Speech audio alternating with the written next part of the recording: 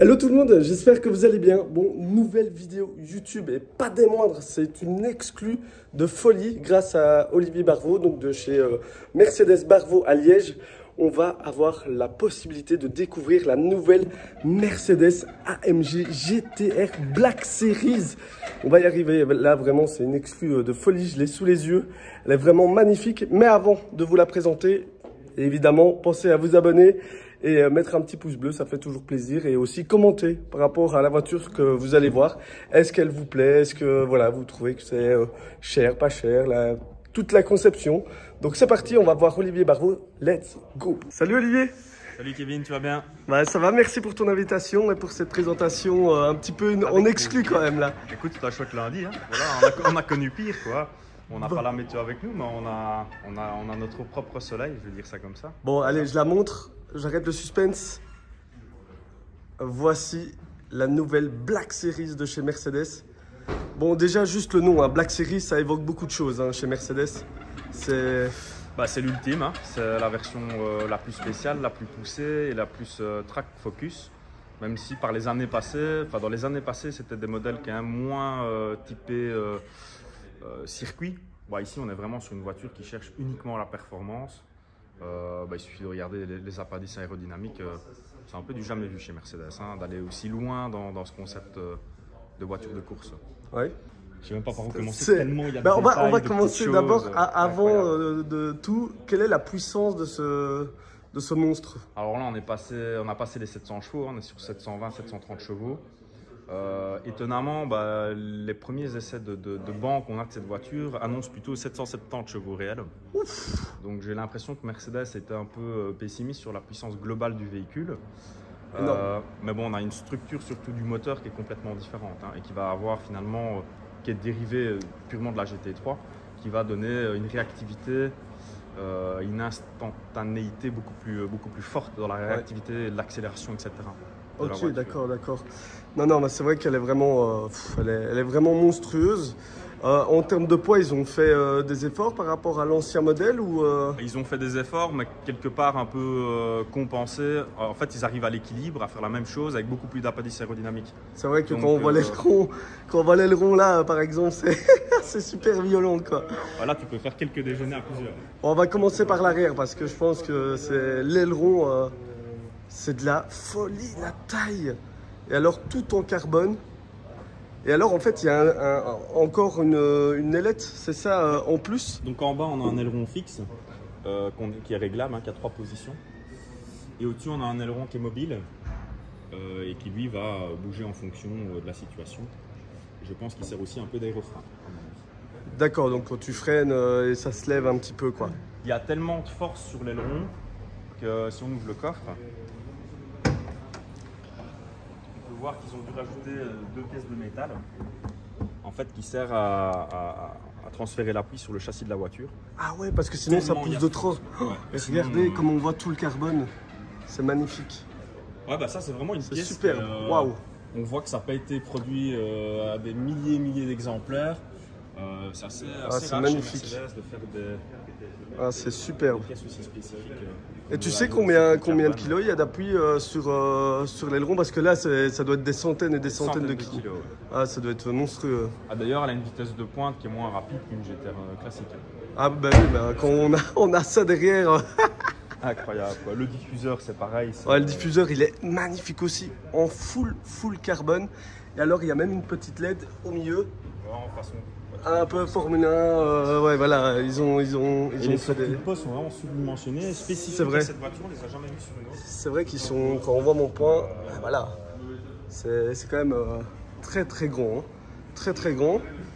Et après les dimensions de la Black Series, est-ce qu'elle est un peu plus élargie par rapport à une GTR classique ou c'est les mêmes dimensions? C'est les mêmes dimensions, mais elle paraît beaucoup plus large. Ouais, c'est vrai que le kit fait beaucoup. Hein. C'est vrai que c'est. Tu vois sur le côté l'entrée d'air qu'on peut avoir là. Ouais. Ah, effectivement, non, c'est très beau. Après, on passe sur les pneus. Et là, j'ai vu un petit détail qui me plaisait bien. C'est sur le détail du pneu, on voit carrément le dessin de la Si ça, c'est pas sympa comme petit clin d'œil. Spécifiquement pour la voiture en fait. Hein. Donc Mercedes a travaillé avec Michelin pour faire un pneu spécifique pour cette voiture, qui est un semi-slick. Donc voilà, à tester, on n'a pas encore eu l'occasion. Et alors, il y a les céramiques évidemment dessus. Céramique, oui, noir, avec les triers noirs. C'est très beau. Normalement, le céramique chez Mercedes, il a couleur dorée. Ouais, non, ça c'est très beau. Et alors, on a encore une lame, enfin, une jupe, un bas de caisse en carbone aussi. Ah, c'est magnifique et on a l'entrée qui est là. Ah, c'est vraiment très très beau aussi. Le petit détail au Black Series, c'est le V8 qui est entouré de rouge. On ne le voit pas sur cette couleur-ci, mais ça c'est un détail qui est vraiment unique à la voiture. Ah oui, on le voit très légèrement. J'essaye de... voilà. Il se voit très fort sur une couleur sombre, un noir. Là, il serait vraiment fort. Ok, ben je savais pas. Ben voilà, moi je pense que là, il y a des gens qui vont la prendre. Donc le V8 biturbo entouré de rouge. Après, l'avant. L'avant, c'est la masterpiece, quoi. Ouais. Le travail de l'aéro, il est incroyable. Non, c'est vrai que le carbone, il est magnifique. Contrairement à la Pro, bon, ici, ils l'ont incorporé dedans, c'est beaucoup plus joli. Ouais, c'est vrai que c'est beaucoup plus... C'est très très beau. C'est vrai que c'est... Moi, je trouvais, par rapport à la Pro, honnêtement, que c'était mal intégré, cette partie-là. En plus, elle faisait fort plastique. Je suis d'accord avec toi. Voilà, moi, ça, c'était quelque chose que j'avais quand même relevé. T'es un peu déçu sur ce coup-là, et en plus, elle s'abîmait assez vite. Ouais, en plus. Donc, on a le capot aussi, qui est retravaillé, mais... Full carbone aussi. Waouh, incroyable. On voit les entrées qui sont là. En carbone, magnifique. Une nouvelle calandre aussi, un design qui rappelle bien la course, hein, les GT3 d'époque. Enfin, d'époque, pas d'époque, mais... la bouche qui sort beaucoup plus sur le côté. Ouais. Donc ici, on a un nouveau design de la calandre, et qui rejoint le design de la GT3. Hein. Ouais, c'est vrai que c'est magnifique. Là, on a tous les appendices aérodynamiques ici qui ont changé. Et alors sur cette voiture, on a une lame avant spécifique qui se rétracte. Hein. Donc ça, c'est vraiment prévu pour le circuit. Donc les petits câbles ici peuvent s'enlever et la lame, en fait, elle rentre sur la voiture. Elle rentre sur la voiture. Ok, d'accord. Donc là, perso, sur la route avec Ardennal, je pense que ça devient compliqué. Mais non, le petit détail est très sympa. Et de nouveau, ça rejoint quelque chose d'un peu artisanal pour une marque comme Mercedes, de faire un détail aussi poussé. C'est sympa d'avoir une marque aussi généraliste qui fait ce genre de petits détails qui doit coûter très cher à la production. En fait, hein. Ce qui fait plaisir, c'est que bon, voilà, malgré l'électrification et tout ça de Mercedes et même du marché, il y a quand même encore des amoureux de l'automobile. La passion automobile, elle est là. Hein, la passion, elle est là. Là, c'est clair que la passion, elle est là. Non, c'est magnifique. Franchement, elle est très, très belle. On va passer à l'intérieur maintenant. Let's go. Ah oui, écoute, oui, tant qu'on y est. Parce que, regarde, dit qu'il n'y a pas de... Il faut que tu lèves en même temps. Ah, attends, je t'ouvre. Ok, voilà. Ouf, alors là vraiment, ça parle. Hein. Oh. Alors, je te laisse expliquer un petit peu le moteur. Moteur, reculé au plus possible. Donc il est évidemment en position centre à l'avant. On a augmenté la puissance, changé les turbos. Conception de moteur totalement différente, mais ça c'est un côté beaucoup plus technique. Et alors on voit qu'on a beaucoup travaillé sur tout ce qui est refroidissement et gestion des flux d'air. Donc que ce soit par l'apport d'air ici, là c'est un travail, c'est vraiment magnifique. Tout le capot qui est en carbone. C'est superbe. Et alors ici, on voit le moteur, on voit les deux turbos qui sont au milieu. Ici, c'est le refroidissement. Non, mais c'est... Allez, pour avoir vu des dizaines et des dizaines de moteurs d'AMG, on va dire AMG GT ou même autres, là, c'est... tu vois que c'est un autre travail quand même. Hein. Ouais, et le petit détail, les petites ailes de requin. Là, incroyable. Incroyable. Et encore plein de carbone partout, ça fait vraiment plaisir. Ah non, ça c'est vraiment un super travail. Hein. Voilà, c'est bien présenté, on n'a pas quelque chose qui est standard aussi. Donc ça fait plaisir aussi pour ce genre de véhicule d'avoir quelque chose qui sort un peu de l'ordinaire. C'est ce qui a été fait ici, voilà, c'est sympa quand même que de retrouver le cache en plastique qu'on pourrait avoir sur toutes les AMG GT. Pas... Ouais, non, c'est clair. Et en termes de production, tu sais combien il y en a eu de produites finalement? Il parle d'un temps de production, hein, toutes les grandes marques s'amusent Ah, à faire ça. c'est fini ça, hein, le temps de. Ouais, voilà, on dit X qu'on va produire pendant X mois. Bah, l'avantage ici, c'est que finalement, bah, ces voitures ont été produites, à mon avis, un peu moins d'exemplaires, parce que vu les problèmes de production, il faut savoir que la voiture, elle a 1 an et 2 mois de retard, ce qui n'est quand même pas rien. Ah ouais, quand même. Donc voilà, je pense pas que ça a aidé à en surproduire, que du contraire, je pense que ça fait plutôt l'effet inverse, qu'ils en ont produit peut-être un petit peu moins que prévu. Ouais. Donc voilà, mais dès le départ, Mercedes avait été clair sur quand même une durée, un temps. Il fallait postuler pour avoir la voiture, il fallait avoir un client bien spécifique avec un certain pédigré, un historique de la marque, etc. Ouais. Certains engagements aussi dans la manière dont on va garder la voiture et pas juste faire de la revente. Donc là, je pense qu'ils ont quand même joué le jeu de faire une série qui est quand même très limitée. D'ailleurs, on le voit bien, il n'y en a pas. On en voit très peu. Ouais, c'est vrai qu'il y en a très très peu. Les garages n'en ont pas du tout reçu, que du contraire. Nous, on est plutôt, on est heureux d'en avoir reçu une.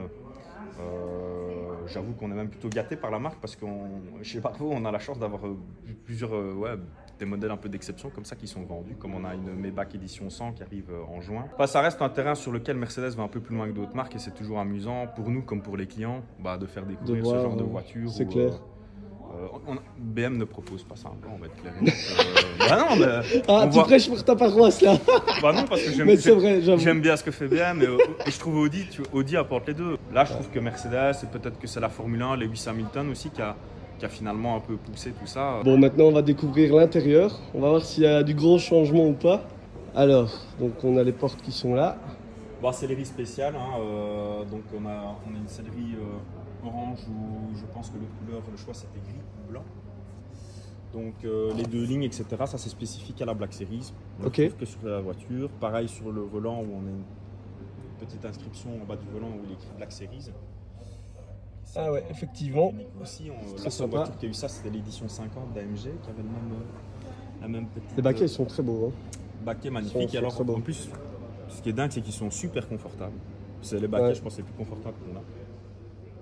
Il y a le carbone, il y a quand même beaucoup d'Alcantara. Il y a aussi l'écusson de chez AMG. Ils n'ont pas été trop loin. Non. Il y a le côté quand on allume la voiture. Bon là, on a quand même sur l'écran tout un truc Black Series spécifique à la voiture qui est assez sympa. Mais on peut dire que le plus grand changement, c'est la porte en fait. C'est cette sellerie ici qui est unique. Le fait qu'ils ont supprimé le côté de la poignée. Mais je t'avoue, je vais pas te mentir, Olivier, moi j'aurais bien vu quand même un panneau de porte carbone. Tu sais, comme. À l'intérieur, j'avoue, manque un truc. Voilà. Manque un truc. Je sais pas, une plaque, je sais pas. Il manque un truc, peut-être. Là, l'extérieur, ils ont vraiment fait un truc de folie, mais l'intérieur est un peu trop sage par rapport à l'extérieur. Ouais, là, à l'intérieur, je pense justement, la marque est rattrapée par le fait que ils produisent des millions de voitures, donc il faut quand même faire quelque chose qui soit réaliste. Et je reviens au sens du petit détail qu'on peut retrouver, ils l'ont plus mis dans la technique que dans l'habitacle. Voilà. D'ailleurs, il faut parler avec les gens de chez AMG. Moi, j'ai eu la chance de voir cette voiture il y a déjà 2 ans, d'ici à 3 parce qu'il y avait la pandémie, on oublie un peu une année. Mais de discuter avec les ingénieurs qui développaient ça, ils n'avaient qu'un but, c'est taper un chrono sur un circuit. Leur but, c'est d'être les plus rapides. C'est pas de faire la voiture qui va être la plus vendable ou la plus excitante pour les clients. C'est sûr qu'à mon avis, ils ont l'obligation d'arriver à quelque chose qui est sexy. Mais l'aileron, il n'a pas de sens esthétique, il a un sens purement technique. Point. Et ils nous l'ont dit dès le départ. Après, il est esthétique, moi je trouve qu'il est très beau, il se marie bien. Il est beaucoup plus beau, il va beaucoup mieux avec la proportion de la voiture que ce qu'on pourrait voir en photo où on a l'impression qu'il dépasse l'entendement. D'ailleurs, ils sont à la limite, un aileron par rapport aux homologations, tu ne peux pas dépasser le toit, exactement. C'est vrai que pour le coup, là, à mon avis, ils ont mesuré au millimètre parce que... là, c'est vraiment... Là, ils ont fait ce qu'ils pouvaient. Hein. Il y a très peu de coloris sur les Black Series. Il n'y avait pas de coloris très spécifique à part l'orange. Non, il y avait le gris qui était la couleur de présentation. Très belle aussi comme ça. Il y avait le bleu mat. Le Solar Beam, on en voit quelques-unes, dont celle de Schmi, mais c'était pas une couleur catalogue sur celle-ci. Solar Beam, ça c'est... Donc ça, c'était repeint. On a un client belge qui veut faire pareil, repeindre sa voiture en Solar Beam. Le noir Magno, qui est ce noir un peu spécial, qui est très sympa. Après, sur des couleurs comme ça, nous on a toujours moi, je trouve ça donne bien les couleurs de présentation. Je suis quand même toujours partant de couleurs un peu extravagantes. Et puis l'orange, il faut savoir que c'est la couleur en fait de l'écurie de course Mercedes. Donc une GT3 chez Mercedes, elle est orange, toujours. Il faut savoir qu'en moyenne, il y a 50 000 € d'options sur ce genre de véhicule. Il y a la moitié qui est déjà indispensable, personne ne va pas le prendre. Et alors ce qui était spécifique et ça c'est pas une option, bah, c'était le haillon qui est noir. Toutes les Black Series ont ce haillon qui est totalement peint en noir. Et ça, c'était pas au choix. Ouais, avec le toit aussi, hein, on n'en a pas parlé, mais le toit est en carbone. Hein. Carbone aussi, ouais. C'est très très beau. Non, ça c'est beau. Alors, je vais te poser une question, et ça, je pense que ça va te faire rougir. Est-ce que tu peux me montrer la clé de la voiture? Ouais, bon, ça c'est le taille qui fâche. Là, je vois que t'es pas content. Qui a eu une Classard dans les années 2016? Tout le monde. Alors là, ça c'est dommage. Voilà. Ah non, là, vraiment c'est trop. Là, c'est la déception. Mercedes. Là, c'est. Mais je reviens, je pense que ça fait partie de nouveau des problèmes de production. Allez, là, tu peux pas trouver d'excuses. Là, vraiment, ouais, Mercedes, c'est dommage. Ça, c'est vraiment. Parfois, allez, mais même. Sven, si tu vois la vidéo, voilà, tu peux faire passer un petit mot. Salut Sven, d'ailleurs, un petit bonjour à lui. Bon, voilà, après, ça reste qu'un détail. Le plaisir de conduite va faire oublier ce petit détail de clé. Et il y a un autre détail aussi, c'est le prix. Alors, qu'est-ce que ça vaut une Black Series chez Mercedes? On va dire avec des options. On ne parle pas peut-être forcément de celle-là parce qu'on va tenir la discrétion du tarif de ce véhicule. Mais voilà, plus ou moins ce que ça vaut une Black Series. Une Black Series, ça vaut entre 350 et 390 000 euros. TVA comprise. TVA comprise.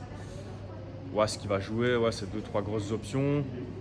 Bah, la moyenne des Black Series, ce sera quand même 370-380 000 euros en moyenne. Ah ouais. Donc on est quand même sur un tarif élitiste. Après, il faut savoir que ce genre de supercar extrême fait pour la course, si on compare ça à d'autres constructeurs, on se retrouvera quand même toujours dans la même catégorie de prix. Hein. Mais bon, elle se justifie aussi par sa rareté. Il faut savoir qu'une des Black Series, c'est quand même que la 6e série que Mercedes fait. Ouais. Pour une marque qui a plus de 100 ans. Et honnêtement, on va pas se mentir, Black Series cote très bien sur les marchés, que ce soit la C63 Black Series, que ce soit la SLS, la SL65 Black Series, bref, voilà, c'est quand même des modèles, dès que c'est tamponné Black Series, ça vaut quelque chose sur un marché, quoi. Justement, en plus, la marque continue de jouer le jeu en faisant des modèles très uniques, très spécifiques, comme on a pu le voir avec beaucoup de détails, et une vraie production limitée. Il n'y a pas un moment où Mercedes dit tiens, on va en refaire 1000 ou on va refaire. Non, et même le processus que pour pouvoir acquérir une Black Series, il y a un vrai travail sur la fidélité du client, l'historique du client. Oui, bien sûr. Donc là, Mercedes fait très attention et comme tu dis, je pense que ouais, c'est des voitures qui gardent leur valeur. Et qui ont un côté historique aussi pour la marque. Hein. Combien de temps on aura encore Est-ce que c'est la dernière Black Series? Non, ça je pense pas. Je pense pas que c'est la dernière Black Series. On a une nouvelle AMG GT qui est annoncée en parallèle de la nouvelle SL. Donc il faut savoir que la SL ne remplace pas la AMG GT, mais vient compléter la gamme, surtout sur l'aspect cabriolet. Bon, on va démarrer maintenant la Black Series.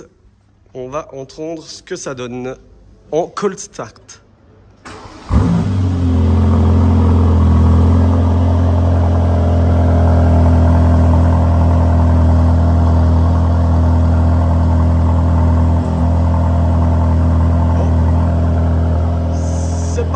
Mais c'est pas. On a plus ce côté très rauque tu sais, des premières AMG GT. Moi, j'étais choqué du bruit. Là, ça sonne plus aigu. Voiture de course. Ça sonne comme une voiture de course. C'est totalement différent. On a plus ce côté gros pétard qui explose comme ça. Ça c'est finito ça. Bon, le son est quand même sympa. Je pensais à pire, mais.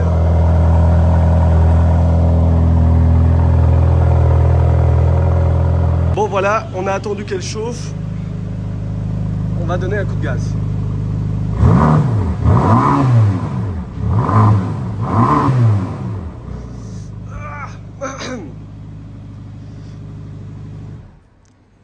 Donc toi, qu'est-ce que t'en penses? C'est pas l'atout de la voiture, c'est pas ça. Voilà, c'est pas ça. Même si on voit tout de suite. Ça amène une autre expérience, quelque part tant mieux, ça veut dire que c'est pas une GTR normale, c'est pas classique. Ouais. C'est quelque chose d'autre d'aller découvrir. En toute sincérité, j'ai jamais conduit, donc je sais pas encore vraiment dire. Tu sais pas ce que. De feeling. À mon avis, dans la réactivité d'accélération, il y a une grosse différence.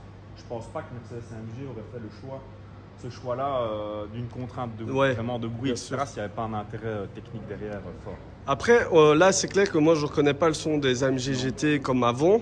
Après, à rouler peut-être dans l'habitacle, etc., ça peut être sympa. À voir. Mais c'est vrai que là, de prime abord, c'est pas c'est pas ce qui est le plus aberrant. On va dire ça comme ça. Non, on a oublié de parler de quelque chose, c'est de l'arceau. Tu m'as parlé de l'arceau, ouais, qui est un arceau assez particulier par rapport aux autres GT. Bah, il est en matière composite, hein, enfin en titane. Donc, là aussi, spécifique à la voiture. Ok, d'accord. Et donc, c'est pas l'avoir normalement sur toutes les AMG GTR. On s'amusait toujours à prendre l'arceau du même coloris que la carrosserie, ce qui n'est pas possible ici. Ah ouais, d'accord. Par la matière de l'arceau. Bon les amis, alors je sais pas ce que vous en avez pensé de cette GT Black Series. Merci évidemment Olivier pour ton accueil. Et, merci à toi. Tu m'as appelé, tu m'as dit ça y est, elle est là, tu peux venir. Et, ça ferait plaisir. C'est pas tous les jours non plus quoi. Non, c'est vrai. Tu vois le camion derrière, il est bien beau, il y a des belles classes A, des belles C là, des belles C. C'est vraiment une voiture à voir au moins lors des rassos, des balades. Franchement, c'est une voiture très impressionnante en vrai. Vraiment, j'espère que la vidéo vous a plu. N'hésitez pas à vous abonner à Barvo Mercedes sur Instagram. Et Kevin Tass sur YouTube et Insta. Voilà, j'espère que ça vous a plu et je vous dis à très bientôt pour une prochaine vidéo. Ciao!